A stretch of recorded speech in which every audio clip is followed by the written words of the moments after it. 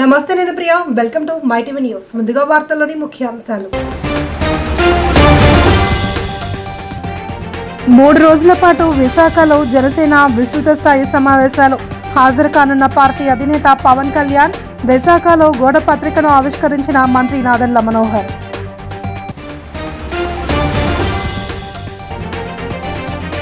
విశాఖ ఉక్కును కాపాడుకోవడం కోసం పోరాటం సాగిస్తాం గాజువాకలో మీడియాతో బీసీవై జాతీయ అధ్యక్షుడు రామచంద్ర యాదవ్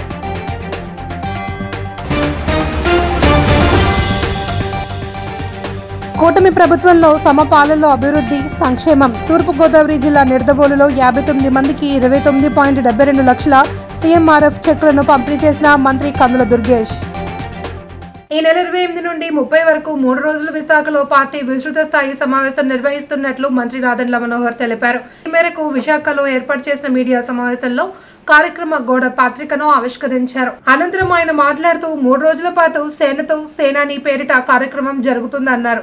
జనసేన అధినేత పవన్ కళ్యాణ్ ముఖ్య అతిథిగా పాల్గొంటారని అన్నారు. 28వ జనసేన లెజిస్లేటివ్ పార్టీ సమావేశం 29న పార్లమెంట్ నియోజకవర్గాల వారీగా చర్చ 30న పార్టీ మహాసభ మధ్యాహ్నం 1 గంటకు ప్రారంభమవుతుంది అని సభలో పవన్ కళ్యాణ్ ప్రసంగం ఉంటుంది అని తెలిపారు. పార్టీ శాసనసభ్యులు Konathala Ramakrishna, Panchakarla Ramesh Babu, Vamsikrishna, Srinivas Yadav, Sundarapu Vijay Kumar, Lokam Madhavi, DCCB chairman Kona Tatarao, AP MSME chairman Sivasankar, deputy mayor Dalli Govindaraju పాల్గొన్నారు. గౌరవ శాసన మండలి సభ్యులతోటి మా పార్టీ అధ్యక్షులు పవన్ కళ్యాణ్ గారు ఓ సమావేశం ఏర్పాటు చేసుకుంటాం. వైఎంసీఏ ప్రాంగణంలో బీచ్ రోడ్ పైన ఉదయం 9 గంటలకు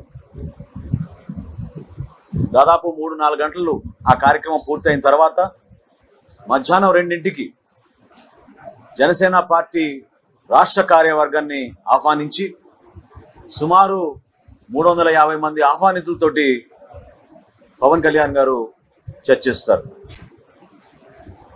వీటితో పాటు స్థానికంగా ఏర్పాటు చేసిన సాంస్కృతిక కార్యక్రమాలు కూడా ప్రతి ఒక్కరికి మన చరిత్ర గురించి, మన సంస్కృతి గురించి, ఉత్తరాంధ్రకు ప్రత్యేకంగా ఉన్న కళాకారుల్ని మనం అవకాశం కల్పించేటట్టు ఒక కార్యక్రమం చేయమని ఆయన కోరడం జరిగింది. 29వ తారీఖున ఉదయం 10 గంటలకు మరియు మధ్యాహ్నం 2ంటికి రాష్ట్రంలో ఉన్న 25 పార్లమెంటరీ నియోజకవర్గాల నుంచి 10 నుంచి 15 మందిని ఆహ్వానితుల్ని ప్రత్యేకంగా కార్యక్రమానికి ఆ రోజున పవన్ కళ్యాణ్ గారు పిలవమని సూచించడం జరిగింది. ఎవరు ఆ 15 మంది అంటే పార్టీతో మొదటి రోజు నుంచి నిలబడిన మా జన సైనికులు, మా వీర మహిళలు, స్థానిక సంస్థల్లో ధైర్యంగా వైఎస్ఆర్సీపీని ఎదుర్కొని పోరాటం చేసిన మా ఎంపీటీసీలు, జెడ్పీటీసీలు, కార్పొరేటర్లు, కౌన్సిలర్లు.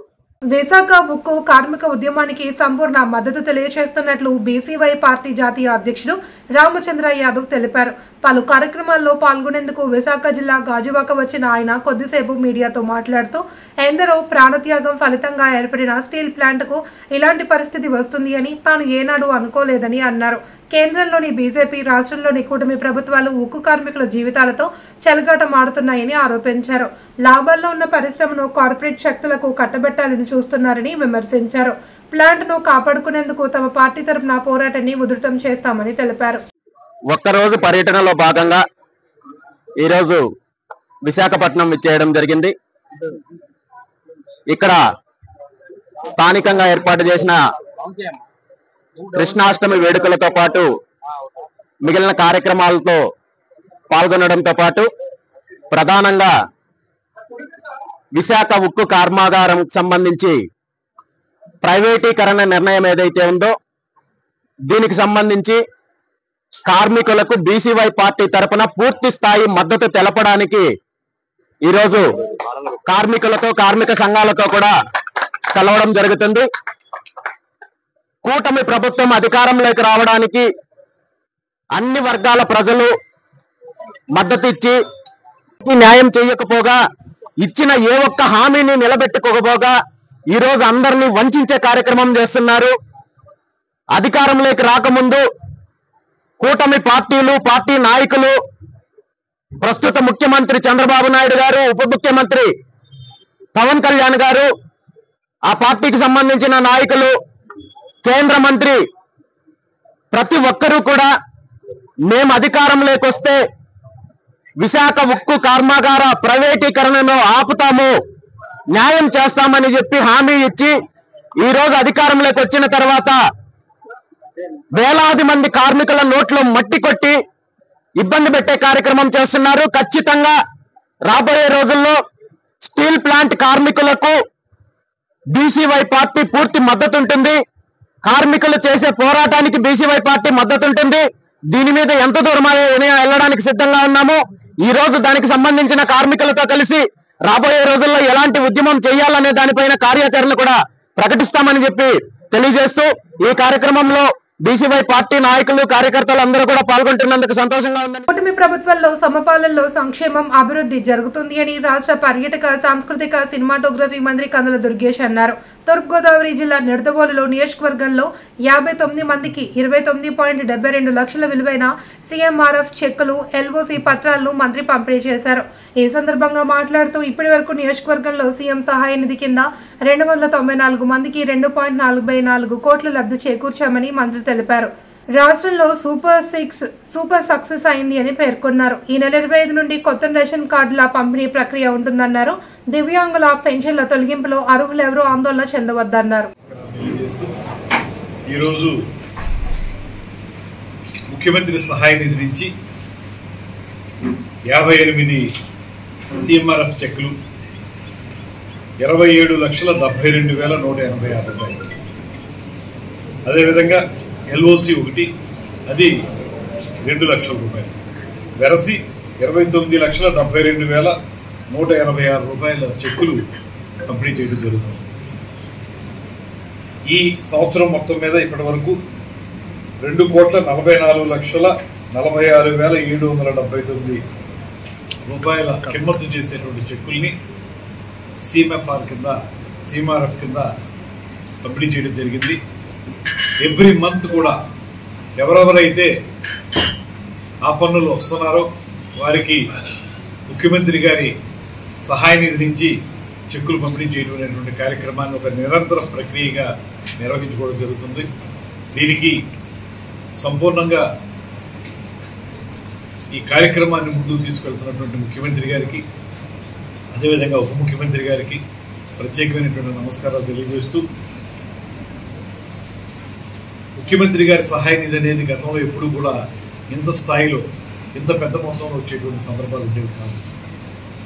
అలాంటిది ఈ ప్రభుత్వం, కూటమి ప్రభుత్వం అధికారంలోకి వచ్చిన వెంటనే, వచ్చిన దగ్గర నుంచి కూడా ఎవరైతే ఆరోగ్యం పట్ల ప్రత్యేకమైనటువంటి కార్యక్రమాలు చేపడుతున్నటువంటి వారు ఉన్నారో వారికి అవసరమైన విధంగా వారు అడిగినంత మేరకు వారికి సహాయం అందించేటువంటి కార్యక్రమాన్ని చేపట్టడం అనేది జరుగుతూ ఉంది. ఇంత పెద్ద మొత్తంలో చెక్కులు రావడం కూడా ఈ కూటమి ప్రభుత్వం వచ్చిన తర్వాత జరుగుతుందనేటువంటి మాట కూడా బయట వినపడతాం. ఇలాంటి మంచి కార్యక్రమాలు చేస్తున్నటువంటి కూటమి ప్రభుత్వం మీద రాళ్ళు వేయడానికి, దుమ్ము వేయడానికి ప్రతిపక్షం, వారికి ప్రజల్లో పెద్దగా మద్దతు లేకపోయినా, అదేవిధంగా శాసనసభ్యులుగా వారి యొక్క సంఖ్య చాలా పరిమితంగా ఉన్నప్పటికీ కూడా వారు అవాకులు చవాకులు పేలుతున్నటువంటి సందర్భాన్ని మనం చూస్తాం. ఈ మధ్యకాలంలో ఈ పింఛన్లకు సంబంధించినటువంటి ఏవైతే ఉన్నాయో వాటికి సంబంధించి జెన్యూన్గా ఉండేటువంటి వాళ్ళని ఎక్కడా మిస్ అవ్వకూడదు, అదే సమయంలో అనర్హత ఉన్న వాళ్ళని ఇవ్వకూడదు, వారికి అనర్హులకు ఇవ్వడం ద్వారా అర్హులు కోల్పోతున్నారు వచ్చే విధానానికి అనేటువంటి ఆలోచనతో కొంత సర్వే చేసి కొత్తగా ఈ కార్యక్రమాన్ని చేపట్టడం అనేటువంటిది అర్హులైన ప్రతి ఒక్కరికి కూడా శాచ్యురేషన్ కాన్సెప్ట్లో, అంటే ఎవరైతే ఎలిజిబుల్ ఉంటారో వాళ్ళందరికీ కూడా కుల మతాలకి సంబంధం లేకుండా, పార్టీలకు కూడా సంబంధం లేకుండా శాచ్యురేషన్ కాన్సెప్ట్లో పెన్షన్లు అందజేయాలనేటువంటి మాటని స్పష్టంగా ప్రభుత్వం తీసుకుంది, ముఖ్యమంత్రి గారు తీసుకున్నారు. ఆ ప్రకారమే ఇప్పుడు అనర్హులు తొలగించి అర్హులకు ఇవ్వాలనేటువంటి కార్యక్రమాన్ని చేపట్టారు. దీన్ని ఏదో రకంగా బురద జల్లాలనే కార్యక్రమాన్ని ప్రతిపక్షం చేపట్టారు. సిపిఐ జాతీయ మాజీ ప్రధాన కార్యదర్శి సురవరం సుధాకర్ రెడ్డి భౌతిక కాయానికి తెలంగాణ ముఖ్యమంత్రి రేవంత్ రెడ్డి ఘనంగా నివాళి అర్పించారు. సిద్ధాంతం కోసం జీవితాంతం పనిచేసిన ఆయన పేరు చిరస్థాయిగా నిలిచిపోయేలా మంత్రివర్గంలో చర్చించి తగిన నిర్ణయం తీసుకుంటాము అని ఈ సందర్భంగా సీఎం ప్రకటించారు. నిరుపేదలు బహుజనుల పక్షాన నిలిచిన గొప్ప నేతను కోల్పోయామని ఆవేదన వ్యక్తం చేశారు. హైదరాబాద్లోని సిపిఐ రాష్ట్ర కార్యాలయం మగ్దూమ్ భవన్లో ఉంచిన సురవరం సుధాకర్ రెడ్డి పార్థివ దేహాన్ని ముఖ్యమంత్రి సందర్శించి పుష్పాంజలి ఘటించారు. అనంతరం ఆయన కుటుంబ సభ్యులను పరామర్శించి ప్రభుత్వం అన్ని విధాలుగా అండగా ఉంటుంది అని ధైర్యం చెప్పారు. ఈ సందర్భంగా అక్కడ ఉన్న సిపిఐ జాతీయ నాయకులు డి రాజా, కె నారాయణ, కూనంనేని సాంబశివరావు, అజిత్ పాషాతో మాట్లాడి సురవరంతో తమకున్న అనుబంధాన్ని గుర్తు చేసుకున్నారు. ఈ సందర్భంగా సీఎం రేవంత్ రెడ్డి మాట్లాడుతూ సుధాకర్ రెడ్డి విద్యార్థి దశ నుంచి జాతీయ రాజకీయాల వరకు ఒకే సిద్ధాంతంతో నిరాడంబరంగా జీవించారని, జాతీయ ప్రధాన కార్యదర్శిగా పార్లమెంట్ సభ్యుడిగా పనిచేసిన ఏనాడు అహంకారం దరిచేరనీయలేదు అని అన్నారు. పేదలకు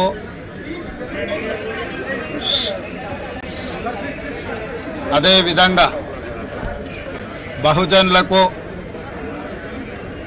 సిద్ధాంతపరమైన రాజకీయాలను శ్వాసగా పీల్చుకునే ప్రతి ఒక్కరికి తీరని లోటు. విద్యార్థి రాజకీయాల నుండి జాతీయ రాజకీయాల వరకు చివరి శ్వాస వదిలే వరకు రాజీ పడని నిరాడంబర జీవితం, రాజీ పడని సిద్ధాంత రాజకీయం, ఏఐఎస్ఎఫ్ నుంచి మొదలు పెడితే జాతీయ ప్రధాన కార్యదర్శి వరకు పార్లమెంట్ సభ్యుడిగా వివిధ హోదాలలో పనిచేసిన ఏ రోజు కూడా అహంకారము, అహంభావాన్ని తన దరిదాపులకు రానియకుండా కంచుపాడు కామ్రేడ్గా తెలుగుదేశం పార్టీ కార్యకర్తకు ఏ కష్టం వచ్చినా తాను అన్ని విధాలుగా అండగా ఉంటారని పార్టీ రాష్ట్ర అధికార ప్రతినిధి పిఠాపురం మాజీ ఎమ్మెల్యే వర్మ భరోసా ఇచ్చారు. పట్టణ తెలుగుదేశం పార్టీ అధ్యక్షుడిగా నూతనంగా ఎన్నికైన బొజ్జ సతీష్ మాజీ ఎమ్మెల్యే వర్మను మర్యాదపూర్వకంగా కలుసుకున్నారు. ఈ సందర్భంగా బొజ్జ సతీష్ పార్టీ కార్యకర్తలతో కలిసి వర్మను ఘనంగా సన్మానించారు. ఈ సందర్భంగా బొజ్జ సతీష్ మాజీ ఎమ్మెల్యే వర్మ మీడియాతో మాట్లాడారు. పార్టీని బలోపేతం చేసి ముందుకు తీసుకెళ్తామని, కార్యకర్తలకి అందరికీ అండగా ఉంటామని ధన్యవాదాలు. పిఠాపురం టౌన్కి పట్టణాధ్యక్షుడిగా బొజ్జ సతీష్ గారిని ఓసీ కమ్యూనిటీ నుంచి, కాపు కమ్యూనిటీ నుంచి, అలాగే ప్రధాన కార్యదర్శిగా కొరుపూరి శ్రీని గారిని నియమించడం జరిగింది. ఈవేళ మరి నగరంలో ఉన్న పెద్దలందరూ కూడా వచ్చి సంతోషంగా మరి వాళ్ళకి సర్వీస్ చేయడానికి అవకాశం ఇచ్చినందుకు వాళ్ళందరూ నన్ను కలవడం, అభినందించడం జరిగింది. ఏదేమైనా అందరూ కలిసికట్టుగా అందరం ఇక్కడ పుట్టి పెరిగాం. మన పిఠాపురం అభివృద్ధికి, మన రైతాంగం అభివృద్ధికి, మన పట్టణం అభివృద్ధికి కలిసికట్టుగా అందరూ పనిచేద్దామని చెప్పి కోరుకుంటూ, మరి ఇచ్చిన బాధ్యతలు చంద్రబాబు నాయుడు గారి ఆదేశాల మేరకు మరి పార్టీని బలోపేతం చేసుకుంటూ ముందుకు తీసుకెళ్తాడు సతీష్ అని చెప్పి తెలియజేస్తాను. అబద్ధాలు చెప్పడంలో, ఇచ్చిన హామీలను గాలికి వదిలేయడంలో ముఖ్యమంత్రి చంద్రబాబుది నెంబర్ 1 స్థానమని వైఎస్ఆర్సీపీ గాజువాక సమన్వయకర్త తిప్పల దేవన్ రెడ్డి అన్నారు. 68వ వార్డు కార్పొరేటర్ గుడివాడ అనుషా లతీష్ ఆధ్వర్యంలో వార్డులోని పంచవటి టౌన్షిప్లో నిర్వహించిన బాబు ష్యూరిటీ మోసం గ్యారంటీ కార్యక్రమంలో ఆయన పాల్గొన్నారు. ఈ సందర్భంగా ఇంటింటికి వెళ్లి కూటమి ప్రభుత్వం చేస్తున్న మోసాలను ప్రజలకు వివరించారు. ఆయన మాట్లాడుతూ కూటమి ప్రభుత్వం దివ్యాంగుల పెన్షన్లను తొలగించి మోసం చేసిందన్నారు. కూటమి పాలనలో నగర వాసులు అనేక ఇబ్బందులకు గురవుతున్నారని, గత ముఖ్యమంత్రి వైఎస్ జగన్మోహన్ రెడ్డి ప్రజా సంక్షేమం కోసం అందించిన పథకాలన్నీ చంద్రబాబు రద్దు చేసి పేద మధ్యతరగతి ప్రజల నోట్లో మట్టి కొట్టారని ఆరోపించారు. మళ్లీ అలాంటి పథకాల కోసం జగన్మోహన్ రెడ్డికి అండగా నిలవాలి అని కోరారు. ఈ కార్యక్రమంలో రాష్ట్ర సంయుక్త కార్యదర్శి గుడివాడ లతీష్, వార్డు అధ్యక్షుడు సండ్రాన నూకరాజు, జీలకర్ర నాగేంద్ర, వరదాడ చిట్టిబాబు, హుస్సేన్ సత్యవతి, పెద్ద హుస్సేన్, గొంతిన శ్రీనివాస్ తదితరులు పాల్గొన్నారు. దొంగ హామీలే, మామూలు హామీలు కాదు, అన్ని కూడా దొంగ హామీలు ఏదైతే చెప్పారో, మరి యొక్క సూపర్ 6 కానీ సూపర్ 7 కానీ ఇవన్నీ కూడా ఏదైతే రీకాలింగ్ చంద్రబాబుస్ మేనిఫెస్టో అన్న ఈ కార్యక్రమం మీద మీ అందరూ కూడా డోర్ టు డోర్ వెళ్ళి చంద్రబాబు నాయుడు ఎలక్షన్లో మీకు ఏం చెప్పారు, మీకు ఇచ్చినటువంటి హామీల్లో మీకు ఎంత బాకీ ఉన్నాడు, ఇంత బాకీ ఆల్రెడీ మీకు చంద్రబాబు నాయుడు గారు ఉన్నారని చెప్పడమే ఈ యొక్క కార్యక్రమం యొక్క ముఖ్య ఉద్దేశం. అదేవిధంగా బాబు వస్తే జాబు, అది ఎప్పుడు రాదు, ఎప్పుడు బాబు వచ్చినా జాబులు రావు, ఉన్న జాబులు పోవడం తప్ప జాబ్ అనేది వచ్చేది లేదు. అదేవిధంగా ఈ వికలాంగులకి, ఈ వితంతులకి, వీళ్ళందరికీ యాంటీ చంద్రబాబు నాయుడు గారు. ఆయన ఏంటంటే ఈ పేద ప్రజలను చూస్తుంటే ఏదో అగ్లీగా ఫీల్ అవుతుంటాడు వీళ్ళందరిని చూస్తుంటే. ఇటువంటి వ్యక్తి ఉత్తినే ఏదో విధంగా వీళ్ళు కొత్త పెన్షన్లు ఇవ్వాలంటే ఏదో చేయాలి. ఏం చేయాలంటే పాత పెన్షన్లు ఒక 5 లక్షలు తొలగించి 10 లక్షలు తొలగించేసి కొత్తగా ఒక 50,000 పెన్షన్ ఇచ్చి కొత్త పెన్షన్ స్టార్ట్ చేసాం, సీన్ క్రియేట్ చేయడానికి ఇటువంటి టెక్నిక్స్ అని ఉపయోగిస్తుంటారు. ఇప్పుడు ఇవన్నీ క్యాన్సిల్ చేసేది. కరెంటు బిల్లు ఎండాకాలంలో చూసి ప్రతి ఒక్కటి ఫ్యాన్ వేసుకుంటాడు ఎండాకాలంలో. ఆ 300 యూనిట్లు ఎప్పుడు దాటేస్తుందో చూశాడు. దాటేసిన వాళ్ళందరికీ కదా ఈ యొక్క తల్లికి వందనం కట్ చేస్తారు. ఇంకా అన్ని పథకాలకు కూడా ఎలిజిబిలిటీ రాదు, ఎందుకంటే 300 యూనిట్లు ఏ టైంలో కరెక్ట్ పట్టుకుంటే ఎండాకాలం టైంలో. అన్ని నక్క జుత్తులు తెలివితేటలు అంటారు చూసారా, అవన్నీ కూడా మన చంద్రబాబు నాయుడు గారి దగ్గర ఉంటుంది. మరి అదేవిధంగా మరి గౌరవ మన డిప్యూటీ సీఎం పవన్ కళ్యాణ్ గారు అయితే ఇంక చెప్పవసరం లేదు. ఆయన అది ఎక్కడ తిరుగుతుందో ఆయనకు అర్థం అవ్వట్లేదు. ఒక 10 మంది గన్మెన్లు వేసుకుని పక్క రాష్ట్రాల్లో గుళ్ళు గోపురాలు అంతే తప్ప ఇక్కడ ఎలక్షన్లో మనం ఏం చెప్పాం, మనం ఏం చేస్తాం, ఇప్పుడు ఏం చేస్తున్నాం. నేనున్నాను మీకోసం, మీ మహిళల కోసం, ఇది ఉన్నాను అది ఉన్నాను, ఓదరగొట్టి ఎలక్షన్ అంతా స్పీచ్లు దంచేశాడు. మంచి ఊగిపోయి మరి ఏదో ఎవరు ఏదో ఏదో డ్రగ్స్ తీసుకున్నట్టుగా ఊగిపోయి విపరీతంగా తీసుకొని మొత్తం దంచేయడం తప్ప ఎలక్షన్ అప్పుడు ఇప్పుడు మనిషి కనబట్టలేదు. దేనికి ఆయన స్టీల్ ప్లాంట్ వచ్చినప్పుడు ఊగిపోయాడు, మొత్తం అన్ని ఏరియాల్లో ఊగిపోయాడు. సొందుకు మాట చెప్తాడు, ఈ మాటకి ఈ సొందులోకి వెళ్ళి ఒక మాట చెప్తే పక్క సొందులోకి వెళ్ళి ఇంకో మాట చెప్తాడు. ఈయన ఏం చెప్తాడు ఈయనకి అర్థం అవ్వదు. మరి అటువంటి వ్యక్తి ఆయన స్టీల్ ప్లాంట్ ప్రైవేట్ పరం అయిపోతుంటే ఆయన పట్టించుకోవట్లేదు. ఇలాగ మహిళలందరూ అంతా 33,000 మహిళలు ఎక్కడికో వెళ్ళిపోయారు. ఇప్పుడు దగ్గర ఆ మహిళల కోసం ఏమి మాట్లాడ్డారు, అన్నీ కూడా ఫాల్స్, అబద్ధాలు. వీళ్ళందరూ కూడా అబద్ధాలు చెప్పి అధికారంలోకి వచ్చి మనుషులు కనబడకుండా వీళ్ళు చేస్తున్నటువంటి కార్యక్రమాలు ప్రజలకు తెలియజేయడం, ప్రజలకు ఇచ్చిన హామీలు అన్నీ కూడా ఏ విధంగా మోసం చేశాడో తెలియజేయడం, వాళ్ళ ఎమ్మెల్యేలు ఒక మాట తీరు ఏ విధంగా ఉన్నదన్న తెలియజేయడం, ఎన్నట్ల మీద డోర్ టు డోర్ వెళ్ళి ప్రజల్ని వాళ్ళకి అవగాహన ఆల్రెడీ ఉండాలి. ఏం చేస్తాం, సమయం వచ్చినప్పుడు వాళ్ళు ప్రజలు చాలా తెలివైన లేదనుకుంటాం, వాళ్ళకి ఏం తెలియదని. కానీ మరి ప్రతిపక్షంగా, ఎందుకంటే ఈ యొక్క రాష్ట్రంలో సింగల్గా పోటీ చేసి 40% ఓటు శాతం సాధించినటువంటి పార్టీ వైఎస్ఆర్ పార్టీ. వాళ్ళు ముగ్గురు కలిపి వచ్చిన ఓటు, మిగతా బ్యాలెన్స్ ఉన్న 50%, 50+, ఎందుకంటే ఇంకా కాంగ్రెస్ ఇండిపెండెంట్లు అందరూ వదిలేస్తే, అంటే సింగిల్ లార్జెస్ట్ పార్టీ రాష్ట్రంలో. సీట్లు తక్కువ వస్తే వచ్చే కానీ ఓట్లు మాత్రం 40%, అంటే చాలా పెద్ద పార్టీ ఈ రాష్ట్రంలో వైఎస్ఆర్ కాంగ్రెస్ పార్టీ. సో మా డ్యూటీ ప్రకారంగా మేము ఇప్పుడు వచ్చి తల్లికి వందనం వేయమని, యువత పోరులోని యువతకు జాబ్స్ ఇవ్వాలని, ఆ పిల్లల ఫీజులు కట్టాలని, ఫీజు రియంబర్స్మెంట్ కట్టడం, చక్కర ఫుడ్ పెట్టేవాడు జగన్మోహన్ రెడ్డి గారు పిల్లలకి. బాపట్ల ప్రజలు ఎంతో మంది తనకు ఫోన్ చేసి బాపట్ల జిల్లా కేంద్రం తరలిపోతుంది అని ఆందోళన పడుతున్నారని, తాము ఓ బాధ్యత గల ప్రతిపక్షంగా ఈ విషయమై మాట్లాడుతున్నామని మాజీ డిప్యూటీ స్పీకర్ కోన రఘుపతి అన్నారు. మీడియా సమావేశంలో ఆయన మాట్లాడుతూ జిల్లాల అంశం కదిలించింది తెలుగుదేశం పార్టీయేనని, అయితే వైసీపీ వారు వదంతులు సృష్టించారు అని అనటం ఏంటి అని ప్రశ్నించారు.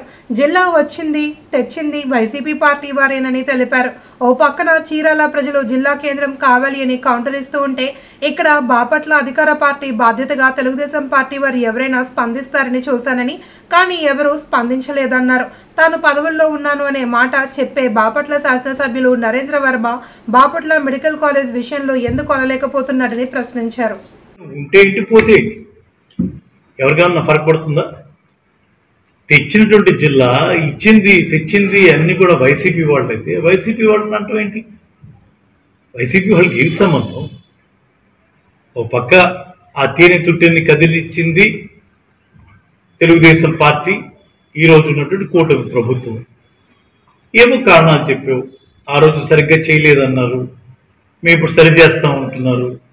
ఆ రోజు ఏం సరిగ్గా చేయలేదో చెప్పాలి ఫస్ట్, ఇప్పుడు ఏం సరి చేస్తారో చెప్పాలి. కొన్ని చోట్ల ఇక్కడ మరి బాపట్లో జరుగుతూ ఉంటే నువ్వు కొన్ని చోట్ల ఉండదు కదా. ఒకసారి తేనె తుట్టె కదిలించిన తర్వాత ప్రతి జిల్లాలోనూ ప్రతి దగ్గర మళ్ళీ మొదలైంది కదా. ఈరోజు చీరాల్లో రౌండ్ టేబుల్ సమావేశాలు జరుగుతూ ఉన్నాయి. మరి అక్కడ ఆయన ఎవరు డాక్టర్ గారు ఒక ఆయన లీడ్ తీసుకొని, దేవరాజు గారు లీడ్ తీసుకొని ఏవో కౌంటర్ ఇస్తున్న స్టేట్మెంట్లు ఇస్తూ ఉన్నారు. మేము కూడా చూసాం. మరి ఇద్దరు మా పార్టీ వైపున నేను మాట్లాడి చేసింది మీరే. నేను కూడా బాపట్ల నుంచి చాలా మంది ఆందోళన చెందుతూ, సార్ ఏంటి సార్ మీరు కష్టపడి 20 సంవత్సరాలు పోరాటం చేసి జిల్లాని తీసుకుని జిల్లా వచ్చినటువంటి జిల్లా పోతా ఉంటే మీరు మాట్లాడబడితే ఎట్లా సార్, మీరు మాట్లాడాలి, నడుము బిగించాలని నాకు ఫోన్ చేస్తాను. బాధ్యత గల అధికార పార్టీ ఎక్కడైనా స్పందిస్తుందేమో అని ఎదురు చూశాను. అవతల చీరాల నుంచి కౌంటర్లు ఇస్తా ఉంటే ప్రతిగా సంతోషం. మెడికల్ కాలేజ్ గురించి ఎందుకు చెప్పినమాట, మెడికల్ కాలేజ్ గురించి కూడా ఇదే స్టాండ్ తీసుకున్నట్టయితే సంతోషపడేవాడు. ఇవాళ మెడికల్ కాలేజీని ఆగిపోయినటువంటి మెడికల్ కాలేజీ రాష్ట్ర వ్యాప్తంగా ప్రైవేటైజ్ చేస్తాము, పీపీపీ మోడల్ చేస్తామని చెప్పి ఎప్పుడో సంవత్సరం క్రితం చంద్రబాబు నాయుడు గారు మాట్లాడితే మొన్ననే మీరు ఎప్పుడో ఒక స్టేట్మెంట్ ఇచ్చారు. నన్ను కూడా చంద్రబాబు నాయుడు గారు అడిగారు, నేను మంచిదే అని చెప్పాను అనుకుంటూ ఒక స్టేట్మెంట్ ఇచ్చారు. చాలా ఆశ్చర్యం వేసింది. ఏ రకంగా మంచిది అని మీరు చెప్పాలి, ఎందుకు మంచిదో చెప్పాలి. ఒక పక్క ఎగ్జాంపుల్స్తో సహా గత మీటింగ్స్లో నేను చెప్పాను, తప్పకుండా బాపట్లకి ఏదైతే మన గుంటూరు మెడికల్ కాలేజ్ ఉందో, ఏదైతే గుంటూరు జీజీహెచ్ ఉందో అటువంటిది వస్తేనే, ప్రభుత్వ రంగంలో వస్తేనే దానివల్ల మనకి బాపట్లకి మేలు జరుగుతుంది. అదే ఎన్ఆర్ఐ మెడికల్ కాలేజీలోనో ఎన్ఆర్ఐ హాస్పిటల్ లాగానో వస్తే అది ఆ 4 గోడల మధ్య ఒక వ్యాపార కేంద్రంగా మారుతుంది తప్పించి జనబాహుళ్యానికి, పేదవాడికి ఏ రకమైనటువంటి ప్రయోజనం ఉండదు. కాబట్టి ఖచ్చితంగా ఏదైతే గవర్నమెంట్ ఆఫ్ ఇండియా ఒక స్ఫూర్తిని కలిగిస్తూ ప్రభుత్వ రంగంలోనే రావాలి, ప్రభుత్వాలే పెట్టాలి అని చెప్పి ఇచ్చినటువంటి ఆ ప్రతిపాదనని మీరు నీరుగార్చి మీకు ఉద్దేశపూర్వకంగా కొంతమందికి ప్రయోజనాలు చేకూర్చడానికి ప్రైవేటైజ్ చేస్తా ఉంటే చూస్తూ మేమేం ఊరుకోం. ఖచ్చితంగా దానికి తీసుకోవాల్సిన స్టెప్ వేస్తాం. కాబట్టి ఇప్పటికైనా నేను చెప్తా ఉన్నాను, కళ్ళు తెరవండి. ఇప్పుడు జరుగుతున్నటువంటి దాని మీద మీ స్టాండర్డ్ మీరు మాట్లాడండి. కేసు పెట్టచ్చు, సూసైడ్ ఆత్మహత్య ప్రయత్నం చేసుకుంటే దాన్ని కేసు ఎవరి మీద పెట్టాలి, ఎంతవరకు పెట్టాలి, ఆ ప్రయత్నం చేసినటువంటి రామయ్య మీద పెడితే పెట్టచ్చు, తప్పులేదు. అది చేయటం వద్దునైనా ఇంకా చాలు, దిగు, జాగ్రత్త దిగు అని చెప్పి వాళ్ళని సామాజిక అవసరాలను తీర్చడమే కూటమి ప్రభుత్వ లక్ష్యమని జీవీఎంసీ డిప్యూటీ ఫ్లోర్ లీడర్ 76వ వార్డు కార్పొరేటర్ గంధం శ్రీనివాసరావు అన్నారు. వార్డులోని భరత్ నగర్లో 13 లక్షల వ్యయంతో నిర్మించిన సామాజిక భవనాన్ని ఆయన ప్రారంభించారు. ఈ సందర్భంగా గంధం మాట్లాడుతూ జీవీఎంసీ ఎలక్షన్స్ సమయంలో తాము ఇచ్చిన హామీలను దశల వారీగా అమలు చేసుకుంటూ వచ్చామన్నారు. వార్డులో ప్రధాన గెడ్డలను ఆధునీకరిస్తున్నట్లు తెలిపారు. డంపింగ్ యార్డ్ వల్ల ఎలాంటి సమస్య తలెత్తకుండా చర్యలు చేపడుతున్నామని అన్నారు. ఈ కార్యక్రమంలో జీలకర్ర రమణ కాలనీ అసోసియేషన్ సభ్యులు పాల్గొన్నారు. సామాజిక భవనం ప్రారంభోత్సవం చేయడం జరిగింది. దీనికి మన గాజువాక శాసనసభ్యులు వారి సాయ సహకారాలతో ఇక్కడ సామాజిక భవనం నిర్మాణం చేయడానికి శంకుస్థాపన చేయడం ఆయన ద్వారా జరిగింది. కానీ ఈ రోజు ఆయన షెడ్యూల్ ప్రకారంగా మార్నింగ్ 10 o'clock వచ్చి సామాజిక భవనం ఓపెన్ చేస్తారని చెప్పడం జరిగింది. కానీ సీఎం గారి దగ్గర ఆయన మీటింగ్ ఉండడం వల్ల ఆయన టైంకి రాకపోవడం వల్ల, ఎందుకంటే ఇది రేపు వినాయక చవితి స్టార్ట్ అవుతుంది కాబట్టి దీంట్లోనే చేసుకోవాలని చెప్పేసి కమిటీ వాళ్ళందరూ కూడా నిర్ణయించుకోవడం వల్ల నేను ఎమ్మెల్యే గారితో మాట్లాడి నేను రావడం లేట్ అవుతుంది, మీరు చేసిమని చెప్పడంతో ఇది సామాజిక భవనం ఈరోజు ప్రారంభోత్సవం చేయడం జరిగింది. రాబోయే రోజుల్లో ఆయన సహాయ సహకారాలతో, ఎందుకంటే సుమారుగా 2 కోట్లు పెట్టి ఇక్కడ గడ్డ నిర్మాణం చేయడం జరిగింది, బీఆర్సీసీ డ్రైన్. అదే కాకుండా ఈ మధ్యకాలం ఎన్ఏ కౌన్సిల్లో 4 కోట్ల రూపాయలు 4 కోట్ల 50 లక్షలతో బీఆర్సీసీ డ్రైన్ నిర్మాణం చేయడం, 2 ప్రాంతాల్లో డ్రైన్ నిర్మాణం చేయడం కూడా నిధులు మంజూరు చేయడం జరిగింది. ఏ అయితే మౌలిక వసతులు ఏవైతే ఉన్నాయో ఈ ప్రాంతంలో 76వ వార్డులో ఏ ప్రాంతంలో కూడా మట్టి అనేది అంటుకోకుండా రోడ్లు చేయాలని, డ్రైనేజ్ నిర్మాణం చేయాలని, మంచినీటి సదుపాయం కల్పించాలని, ఎక్కడైతే స్ట్రీట్ లైట్లు అవసరం ఉందో లైట్లు వేయించాలని చెప్పేసి నిర్ణయించుకోవడం. దాని ప్రకారంగా ఏదైతే కూటమి ప్రభుత్వం ఇచ్చిన హామీ ప్రకారంగా ప్రతి ఒక్కటి కూడా ఈరోజు నెరవేరడం జరుగుతుంది. ముఖ్యంగా మొన్న ఆగస్టు 15 మహిళలు ఎవరైతే ఉన్నారో మహిళలు రాష్ట్రంలో ఏ ప్రాంతానికి వెళ్తే ఫ్రీ బస్సు, మన ఆధార్ కార్డు మన పర్సులో పట్టుకొని మనం వెళ్తే బస్సు ఎక్కితే మనకు ఫ్రీగా, రాష్ట్రంలో ఏ మూలకి వెళ్ళినా సరే మనకు బస్సు ఫ్రీగా. వార్తల్లోని ముఖ్యాంశాలు. 3 రోజుల పాటు విశాఖలో జనసేన విస్తృత స్థాయి సమావేశాలు. హాజరు కానున్న పార్టీ అధినేత పవన్ కళ్యాణ్. విశాఖలో గోడ పత్రికను ఆవిష్కరించిన మంత్రి నాదెండ్ల మనోహర్.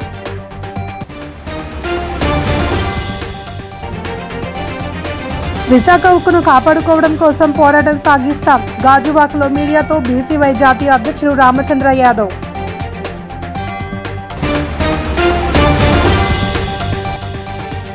కూటమి ప్రభుత్వంలో సమపాలనలో అభివృద్ధి, సంక్షేమం. తూర్పుగోదావరి జిల్లా నిడదవోలులో 59 మందికి 29.72 లక్షల సీఎంఆర్ఎఫ్ చెక్కులను పంపిణీ చేసిన మంత్రి కందుల దుర్గేష్.